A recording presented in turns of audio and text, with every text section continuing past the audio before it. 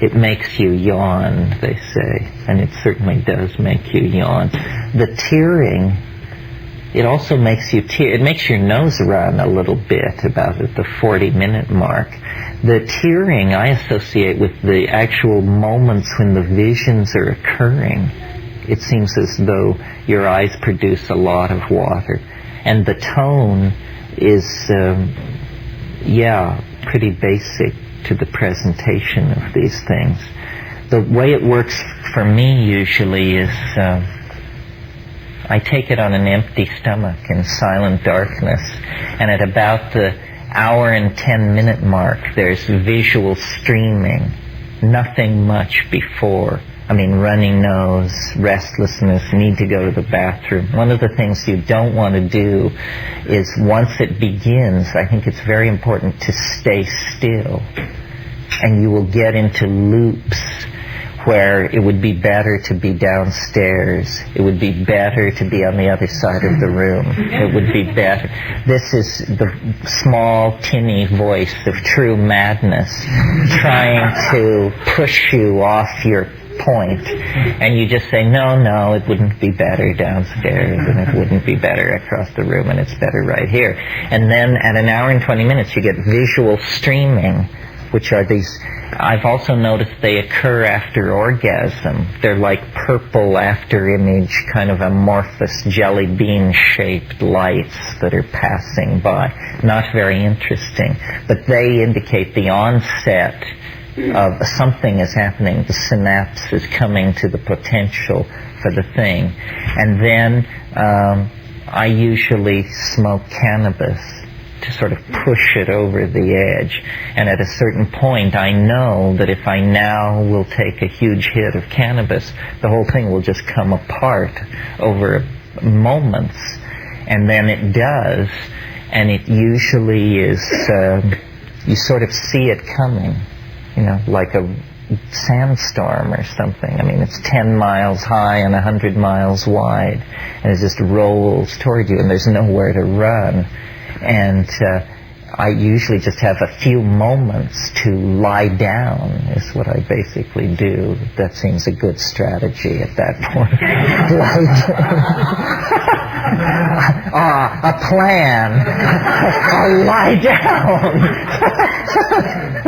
So then I do that, and that sort of helps a little, and it just hits. And you would swear that, everybody from Vancouver to San Diego just hurl themselves underneath their desk, because it's like an asteroid striking the Earth or something. I mean, everything gives way. You have these images of, first there's light, then there's heat, then the instruments which record light and heat themselves disintegrate and vaporize and begin to move outward. And there's just, a linguistic zero zone where, language will not operate. It's like ground zero. And then this goes on for a long, long time, and the viewpoint keeps telescoping back until finally the viewpoint is outside the blast zone. And then you can begin an inward description of it. Say, it's like this, it's like that, it's telling me this, it's telling me that. Other times it's this Irish elfin band thing where they come literally tiptoeing through the tulips, and you hear it far off, like the tinkling of bells, and then it just gets louder and louder and nearer, and then you see it, and then it's around you, and it's, it's like a Bugs Bunny cartoon directed by Tristan Tzara or something like that. I mean, it's quite zany, unpredictable. The thing that always impressed me about psychedelics was the way in which it could convince you that you could never think of this, and that was the stamp of authenticity, the fact that it was moving faster than your own imagination, astonishing you, making you laugh, frightening you, leading you on, teasing you. It's very strange. I mean, there's nothing else like it. It's like, the Arabs used to say of the city of Isfahan in Iran in the 10th century that it was half the world because of its vaulted domes and minarets. that if you hadn't seen Isfahan, half the world lay before you. Well, it's literally true of psychedelics. I mean, half at least of the world lies over yonder in these strange dimensions, and they're not inaccessible. You know, they're very accessible. You don't have to spend 20 years around the ashram.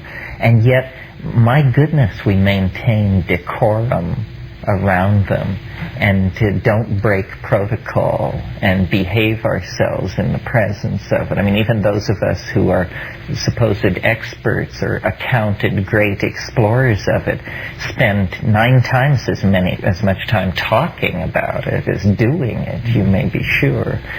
So, you know, it's just a kind of a cultural blind spot. Into a person like myself, very important. To someone else, extraordinarily trivial. I mean, there was even a book published on the drug problem recently called America's Great Drug War by Treadwell, who's a good guy. He wants legalization. He's a good guy. But there's no entry for psychedelic drugs, no entry for LSD, no entry for mescaline. It's not what they're talking about, not what they're worrying about.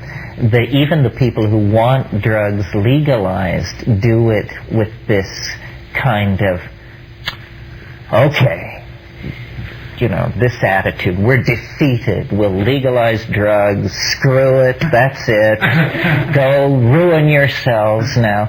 There's no notion of hope, no notion of a pharmacological engineering of consciousness to any reasonable end. It's just, you know, if you're not willing to go it alone with God's grace, well then you're just consigned to the road to hell. Yeah. I had some friends that have used MDMA with ketamine and 2CB, and I was wondering if anyone had used it. I'm sure someone has used it with mushrooms. I was curious if you'd heard. MDMA with mushrooms? Let me see if I can remember. I can't really remember anybody specifically doing that. All these things get done. I sort of try to warn people off of these things, and I'm a terrible party pooper because I'm just such an obsessed person that all I really care about is this very narrow psychedelic effect. There are a lot of weird altered states of consciousness around, many of them, you know, drug-induced, and a whole spectrum of them alcohol-induced. Yeah. How was that? Well, I felt that right away that the mushroom was just felt sullied. Sullied. Sullied, I felt I violated this relationship because I cultivated this relationship with the mushroom. I said, what is this doing here? Who is this cheap trollop that you dragged in? Because they both were at odds, and it's just the energy block. Yeah, synergies are a sort of unexplored area because there are so many of them. You all understand synergies are what happens when you rub 2 drugs or more together, and very weird things happen, but they're not very controllable or repeatable. What I always say to people about choosing drugs and strategies for bringing drugs into your life and your program of spiritual development or self-exploration or whatever is the most interesting drugs are the ones that occur in plants. That the occurrence of a drug in a plant shows that it has a certain affinity to organic life. But that doesn't mean that there aren't hellacious toxins in some plants. I mean, there's curare, there's strychnine, there's cyanide. These are plant byproducts as well. But nevertheless, as a first pass, it's important that a compound occur in a plant. Well, then the next thing is, does it have a history of human usage? And the interesting ones almost all do. Psilocybin, used in Mexico for millennia. Other parts of the world, it's probably for a very long time, although the evidence is less clear. Peyote has a long history of usage in the American Southwest. Cannabis goes back millennia, so does opiate use. So then, do these things have a history of human usage, and even specifically shamanic usage? And then, to my mind, the really interesting question, do they have an affinity to ordinary brain chemistry? Do they, because, and I mentioned this morning, the strongest drugs are the ones most like ordinary brain chemistry. The most extreme case being DMT. DMT only lasts 7 to 10 minutes, and yet it's the most profound dislocation of reality that you can undergo. Well, why is it that it is both so profound and so quickly quenched in the organism? It's because in the human brain, biopathways exist which recognize and degrade this very readily because they are there all the time performing this function on DMT. So, to my mind, it isn't that you sail out toward the most synthetic or complex or chelated molecules, but that in fact these things are highly suspect. That what we're trying to do is actually tweak consciousness, do reverence to the physical brain, but tweak consciousness as little as possible to get the desired effect. One of the really fascinating things about DMT, I think, is that once someone has smoked it, once someone has had this experience, you can have a dream in which it is introduced into the dream as a theme, DMT, and then you actually smoke it in the dream, and it actually happens in the dream. And I don't know of any other drug that this is true of, and what it says to me is that even though this is an extremely radical psychedelic experience, apparently the chemistry that is the precondition for it is just under the surface, almost within reach of conscious awareness. I mean, I've sat down at times and thought about smoking DMT and tried to invoke it, and never succeeded the way I've succeeded in a lucid dream doing that. But it shows, I think, that the chemistry is very close to ordinary metabolism. I'm interested in knowing about DMT. It's not the same thing as mushrooms. Is it organically? Yes, it's closely related. In the chemical families of the hallucinogens, you have the indole family, which is a fairly large family, and it includes the lysergamides that are the LSD type drugs, the beta carbolines, which are MAO inhibitors and occur in Banisteriopsis caapi, and the iboga alkaloids, which are psychedelic aphrodisiacs from West Africa, and then the tryptamine group. And the tryptamine group is the largest group, and it comprises psilocybin in the mushroom and DMT in the leaves of certain bushes and in the barks of certain South American trees. And then it also occurs in other plant genera, but not in very high concentration. But 5-methoxy-DMT occurs in toads. 5-methoxy-DMT is interesting. It's recently had a kind of vogue because people discovered they could collect the exudate from the toad and dry it on their windshield and scrape it off and then smoke it up or sell it for about $80 a gram. It's a big thing in Florida. It's a big thing in Florida. Looking for mushrooms, and now they're out the pharmacy. They're out there licking toads. Well, nobody actually licks toads. That's just a slander. What you do is you milk the toad onto the glass of your four-wheel drive vehicle windshield, and then let it dry in the sun, and then scrape it up and collect it in a film canister. I know people who really like 5-MeO-DMT. I don't care for it. I find it weirdly empty.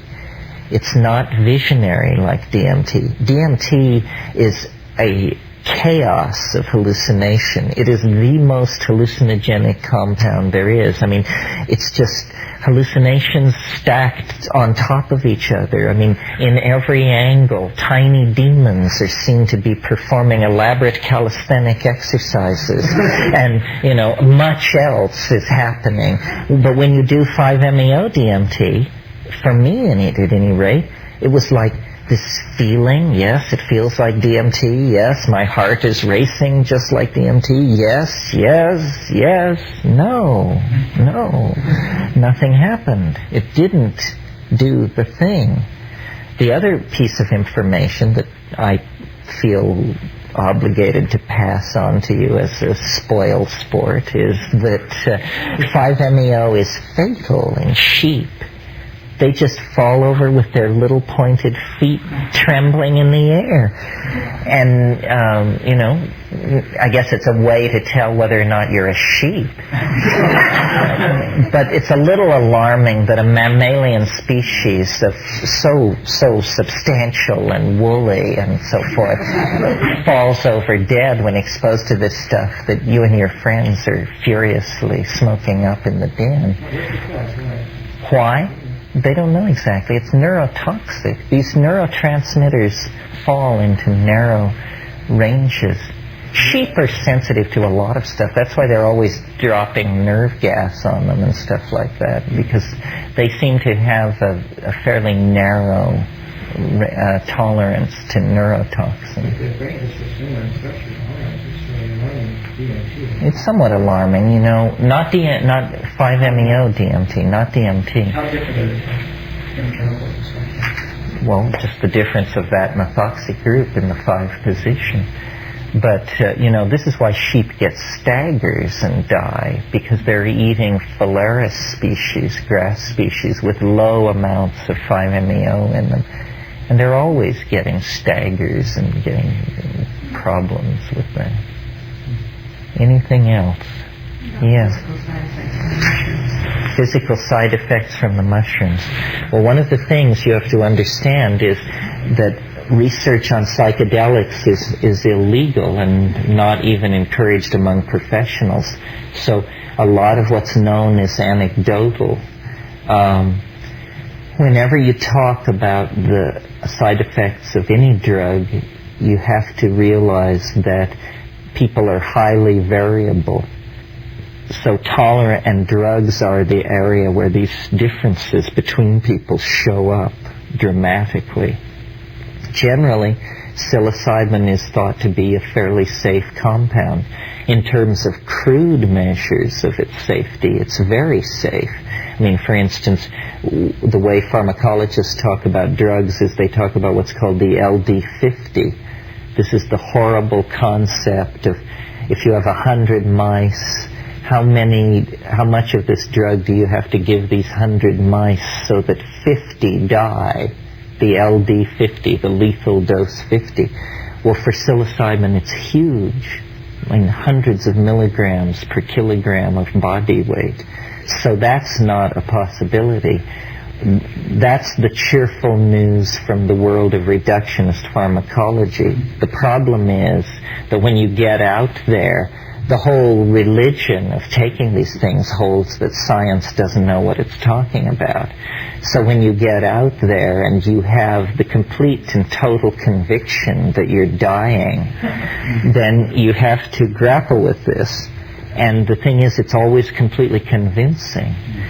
And this is just something that it seems to put one through occasionally. You don't get much sympathy from straight people. I mean, they say, well, psychedelic drugs, isn't that the bit? You think you're in heaven, then you think you're dying, then you think you're God, then you think you're dying. And I thought that was what is supposed to happen. Well, as we know, you try to steer around that. If there are episodes of fear, the only thing you can do is sit it out and breathe it out and sing it out. The one thing people shouldn't do is clench up and hunker down and just go into the fetal position and stay. What you want to do is circulate a huge amount of energy and oxygen through your body by singing. This is what shamans do when they get into difficult places. They sing their way through it. And it is ambiguous. It is complicated to go into these places. I don't think anybody voyages repeatedly into these psychedelic spaces without getting into some fairly weird stuff. What kind of songs do I sing? They're usually based pretty much on the tonality of the situation and finding a tone that I can ride out of the situation. So, and they're synesthesic. I mean, a tone like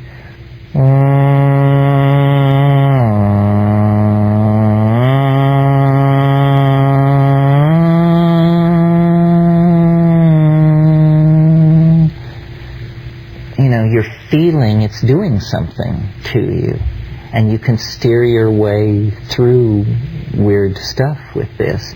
Then usually you become distracted and by the act of making the sound itself, because the sound, first of all, you either have or have the illusion that you have tremendous control over the production of tone. Your ear, it gives you a tremendous ability to differentiate these tones, and they're appearing in front of you as colors if you're loaded enough. So this is the modality in which you can experiment with the visible language. You try to syntactically construct out of tonality and glossolalia some kind of convincing modality. Most of you have probably heard ayahuasca songs. I mean, wane, wane, wane te, sinji te, sinji, sinji, sinji te. They're driving, is what they are. They're repetitious and they're driving. And you discover in yourself, the capacity for glossolalia, which you can ride. You can lift the meaning governor off of the language machinery and just let it spin. And it's indefensible as art, but ecstatic to do, I mean, I tend to do glossolalias, which are more conversational, and I like them because they play with meaning. So that kind of stuff sort of sounds like dem wai huaxi kipiping if noidem wow hede kiba mang wow hede chikiputikin vindi. Yeah, I do this alone in the dark. And what it is it places an edge for the light to follow, and you discover meaning in the absence of context, and you discover like the source of meaning before it is contextually located. Don't ask me what these kinds of words mean. This is how I learned to talk, hanging out with these semiotics people. But it's something like that, And I think people did this for hundreds of thousands of years for each other as a form of performance art, long before somebody got the nuts and bolts notion that you could connect an action in the world or a linguistic intent to a sound. That we're just set up for this, these small mouth noises. And it's tremendously, under the influence of psychedelics, you can make language get up and walk around. I mean, you can literally peel it off the ceiling and set it dancing in your presence. If any of you have read Robert Graves' book, The White Goddess, he talks in there about what he calls an Ursprach, a visibly beheld language of primal poetry. And he thinks our anxiety has to do with the fact that we have lost the true speech, and that if you speak the true language, the Ursprach, it's a beheld language. It doesn't require the conventionalization of dictionaries. You know what you mean, and that the loss of this genetic language is what made us so maladaptive and unease with ourselves. Yeah. Are there practices, spiritual or otherwise, you can do in between psychedelic experiences to prepare oneself or strengthen oneself for the experiencing? I don't know. I mean, I always go into it with knees knocking, and just it's terrifying to me. I know somebody who says the attitude they take mushrooms with is that each time they pray that they can stand more. And then some people don't feel that and say that it's easy, that it's psilocybin. But it isn't all psilocybin. I mean, it isn't all dancing bunnies and all that stuff. Do you have any idea what makes the difference between the people of those two types? Oh, it's very complex. It's almost, it's almost an X-ray of your horoscope. It's your own expectation.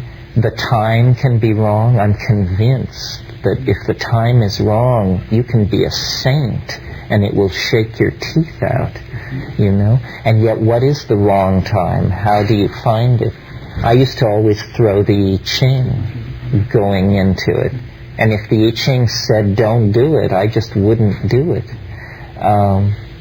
There's psychic weather. There's low energy. There's personal anxiety. There's also even, I think, the state of the collectivity. That, go into it when half the world is on the brink of war. And, it's complex. And it's getting more complex in there because of all this knitted together stuff. So it's delicate. It's like skin diving or sailing or one of these things where you have to carefully judge the initial conditions. The initial conditions largely determine the end state. And then this is what shamanism is this ability to judge those conditions and call it right. Yeah. Yeah, but Terence, don't you think that as an ayahuasca diet helps? Yeah, I think that what Ken's referring to is in the areas where ayahuasca is a happening thing indigenously, the shamans say that the diet is the real precondition for doing it, and how long you've kept this diet. And yeah, I think that shamanism, psychedelically practiced, is the art and science of human physiological transformation, and that by manipulating indoles and manipulating growth hormones and all of these things, a kind of superhuman condition becomes available. And this is what these people figured out in these climaxed rainforests. They had nothing else going. They weren't into metallurgy. They weren't into the purification of chemical elements. These other directions that we followed were alien to them. And what they gained was a tremendous facility with natural chemistry and diet, using the human body as the primary retort, the baseline, the alchemical furnace in which all these transformations were going on. I'm convinced that in its native setting, ayahuasca is a telepathic drug. I mean, people, small groups of tribal people are taking this thing and making group decisions based on group hallucinations, based on the collective database of the tribal group. They're seeing the information from a higher dimensional space. But this is a kind of telepathy.